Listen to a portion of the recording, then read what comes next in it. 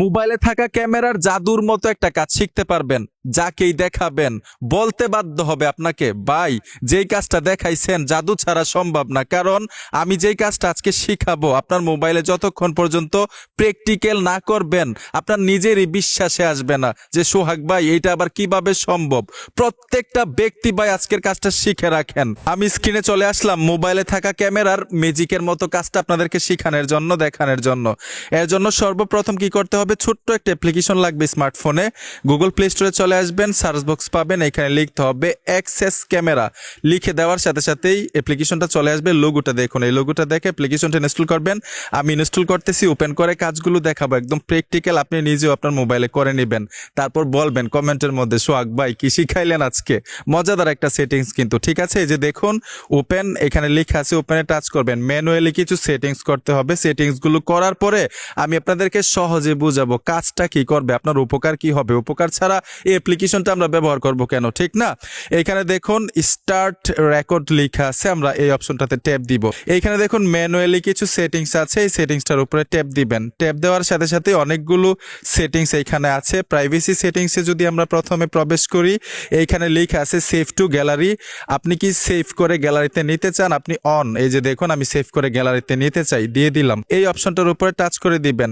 এই অপশনটাতে টাচ করার পরে একদম নিচে যেই সেটিংসটা আছে এই অপশনটাতে ট্যাপ দিয়ে রাখবেন। যখন এই অ্যাপ্লিকেশনটা আপনি ব্যবহার করবেন, ডিসপ্লের মধ্যে কোনো আইকন দেখা যাবে না, কেউ বুঝতেই পারবে না যে এই অ্যাপ্লিকেশনটা আপনার স্মার্টফোনে আপনি ব্যবহার করতেছেন। এখন এখান থেকে ব্যাক চলে আসবেন, তারপরে এখানে দেখুন ক্যামেরা অপশনটাতে চলে আসবেন।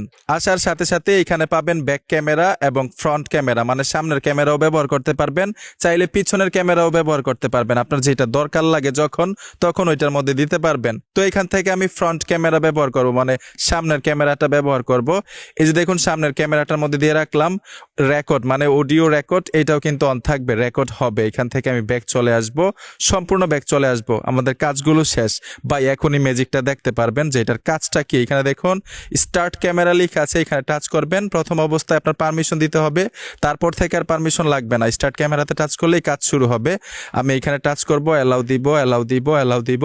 তারপর এখান থেকে যে এই অ্যাপ্লিকেশনটা অ্যাক্সেস ক্যামেরা, ওই অ্যাপ্লিকেশনটার পারমিশন দিতে হবে। যে দেখুন অলওয়েজ দিয়ে দিলাম, ব্যাক চলে আসব। এখন এখানে দেখুন স্টার্ট ক্যামেরাতে টাচ করলে কিন্তু ম্যাজিকটা মানে জাদুটা দেখতে পাবেন। এই যে দেখুন আমি টাচ করে দিলাম।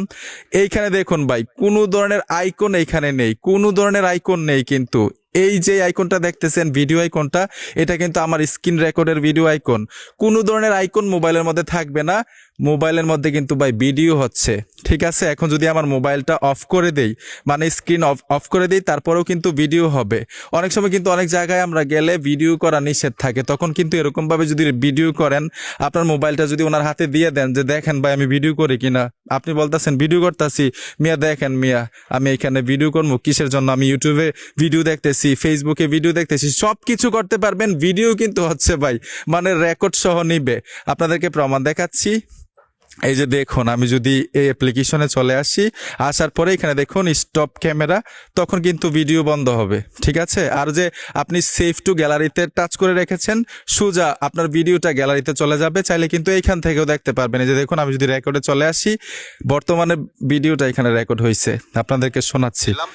এইখানে দেখুন ভাই কোনো ধরনের আইকন এইখানে নেই। ঠিক আছে, ঠিক এইভাবে কিন্তু আপনারা মানে স্ক্রিন অফ রেখে অথবা মোবাইল ব্যবহার করে করে ভিডিও করতে পারবেন এই অ্যাপ্লিকেশনটা দিয়ে। কোনোভাবেই কেউ বুঝতে পারবে না। আপনার মোবাইলটা যদি রাত দিন 24 ঘন্টাও কেউ ঘাটে, যদি টেকনিকটা জানা না থাকে, বুঝতেই পারবে না যে এই মোবাইলটা দিয়ে ভিডিও চলতেছে।